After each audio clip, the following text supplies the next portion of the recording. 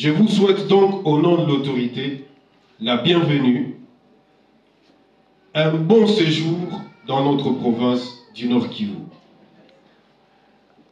Nos remerciements aussi s'en vont vers vous dans le cadre de votre émission pour les actes de solidarité que vous allez effectuer dans différents camps de déplacés qui sont parsemés aux alentours de la ville de Goma et dans lesquels des millions de populations errent. Notre vœu, c'est de voir toutes ces populations retourner dans leurs milieux respectifs. Nos populations congolaises d'une manière générale et du Nord Kivu d'une manière particulière ne sont pas des populations qui vivent avec une main tendue. Ce sont des agriculteurs, des éleveurs. Et le souci majeur, c'est de voir ces populations rentrer dans leurs milieux respectifs. Et nous savons qu'au nom de Dieu, tout est possible. Et nous croyons fermement, avec la présence dans notre province de l'archevêque supérieur d'Odon Kamba, que nous allons aller vers cette paix dans cette province du Nord-Kivu. Notre vœu est donc que vos prières puissent faire en sorte que nous ayons vraiment cette quiétude au Nord Kivu. L'urgence et la nécessité, comme je viens de le dire pour nous, c'est vraiment la prière pour que cette agression injuste cesse. La Bible déclare, il l'a dit, j'insiste sur ça parce que je suis petit-fils d'un grand homme de Dieu qui a œuvré en province du Nord Kivu, paix à son âme, le révérend pasteur Farini de la CEPAC, pour ceux qui connaissent l'église. Dans Jean 3,16, tout ce que nous demanderons au nom de Jésus-Christ, nous l'aurons. Et nous demandons la paix. C'est ce que la population du Nord Kivu demande. Et nous savons que par la prière, c'est possible. Je ne saurais clore mon propos sans partager avec les fidèles quelques exhortations bibliques. Lorsque nous lisons dans les livres d'Ésaïe 26, 3, il est dit, je vais lire au nom de Jésus-Christ, à celui qui est ferme dans ses sentiments, qui assure la paix, parce qu'il se confie en toi.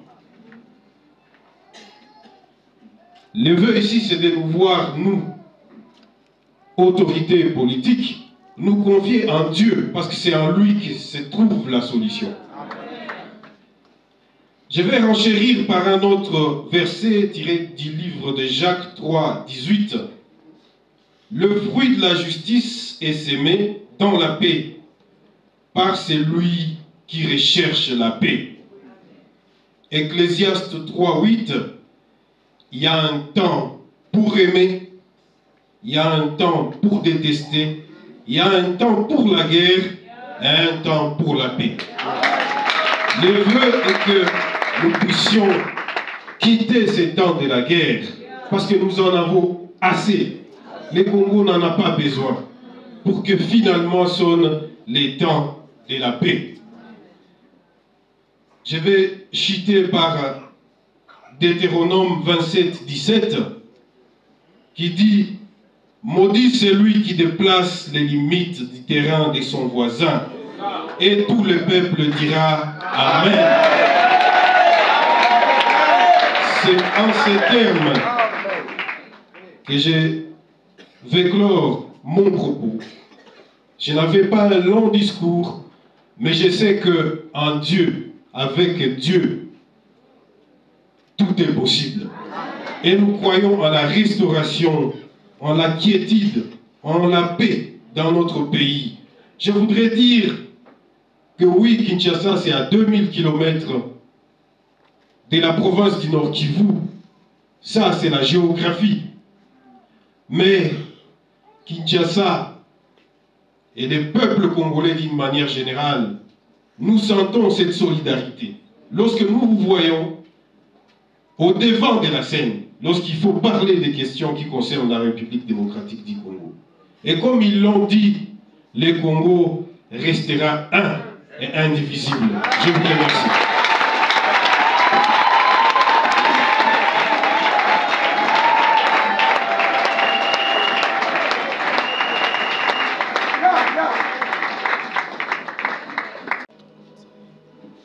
Servante de Dieu, diaconesse, diacre, là. J'appelle également mon épouse, elle est pasteur Dorcas. Tu peux entrer,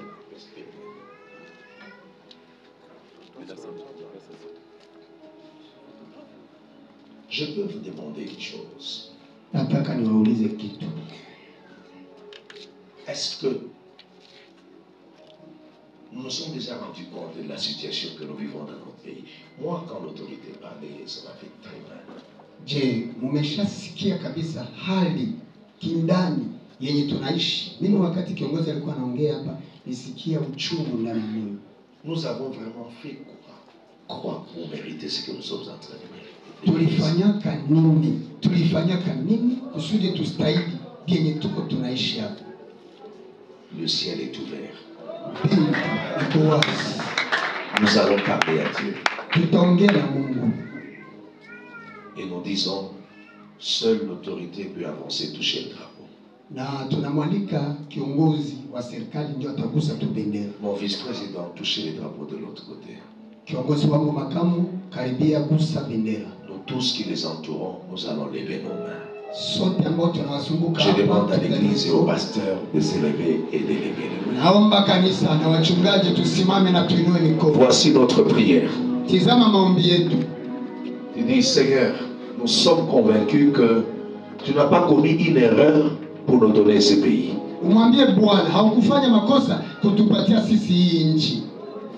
Si c'est à cause de ça que nous sommes en train d'enterrer aujourd'hui nos enfants, nos mamans, nos vieillards,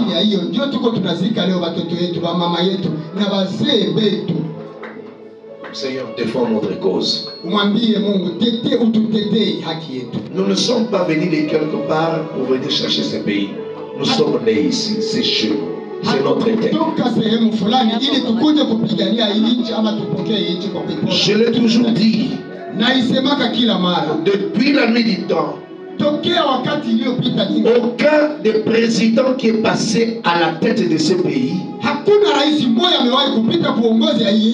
n'a pensé prendre un autre pays et greffer dans notre pays.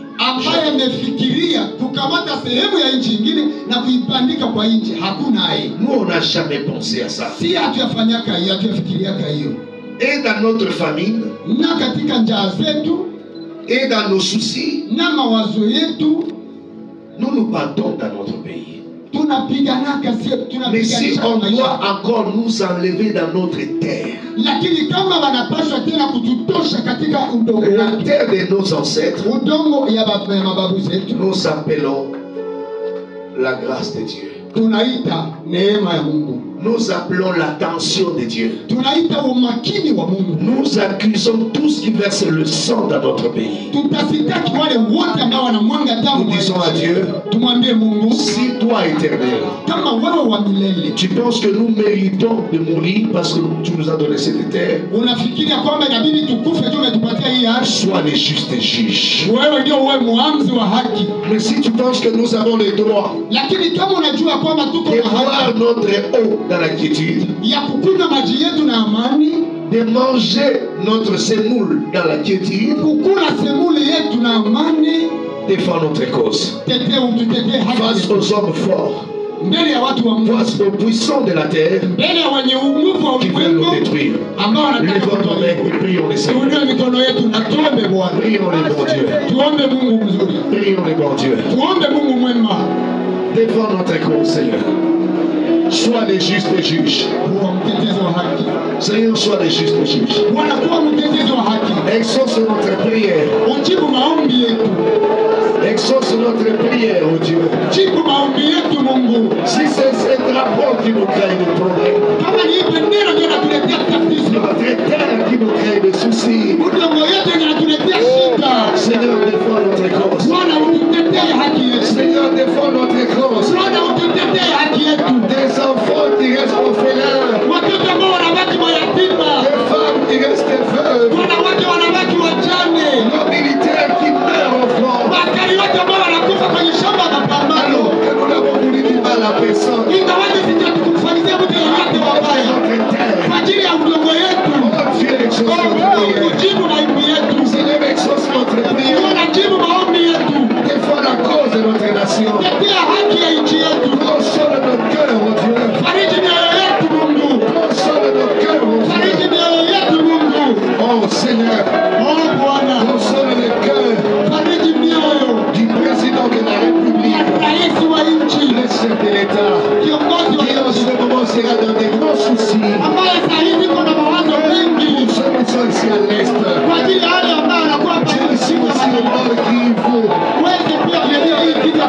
Je les console les cœurs du gouverneur, qui en ce moment serait en train de réfléchir. Comment faire pour maintenir la sécurité? Oh Dieu, exauce notre prière. Seigneur, exauce notre prière. Console les cœurs des pasteurs qui voient leurs fidèles mourir, qui voient leurs membres mourir.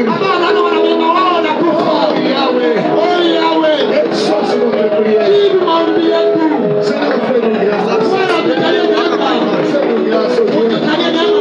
Fais-nous grâce, oh Dieu. Fais-nous grâce, oh Dieu. Fais-nous grâce, oh Dieu.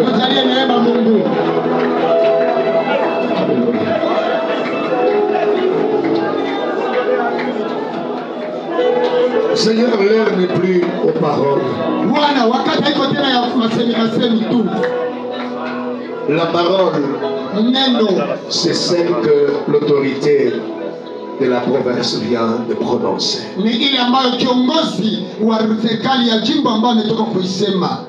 Est-ce que ça, c'est pas une interpellation? Pour que nous sachions prendre nos responsabilités. Et nous, les hommes d'église, nous nous levons pour réagir face à ces paroles de l'autorité. Et nous disons, nous voulons faire intervenir le Dieu de la Bible. Nous voulons faire intervenir Elohim. Nous voulons faire intervenir le Maître. Nous voulons faire intervenir le Fils de Dieu, le Prince de paix. Nous voulons faire intervenir le Roi, au-dessus de tout le Roi. Seigneur, exauce notre prière. Fais de sorte qu'aujourd'hui, comme nous faisons cette prière, 3 jours après, qu'il y ait des signes, des signes qui montrent que tu nous as réellement exaucés. Seigneur, humilie les ennemis de ce pays. Défends la cause de notre nation. Réponds aux questions du chef de l'État, le président de la République. Réponds à ses soucis. Qu'il soit en mesure, ne serait-ce que de dormir, pour dire, mes gens au Nord Kivu sont maintenant en paix. Apate kufikia kiwango ya kusema watu wangu ambao wanakuwa Kivu ya Kaskazini wako tayari ndani ya amani. Donne finalement du repos au gouverneur de la ville, le général-major. Leta sasa amani kwa liwali wa jimbo, jemadari major. Qu'il se dise, apate kusema finalement il n'y a plus de stress. Hapa hakuna tena Kero, hakuna tena kero. Maintenant, Sasa tout va bien. yote iko sawa.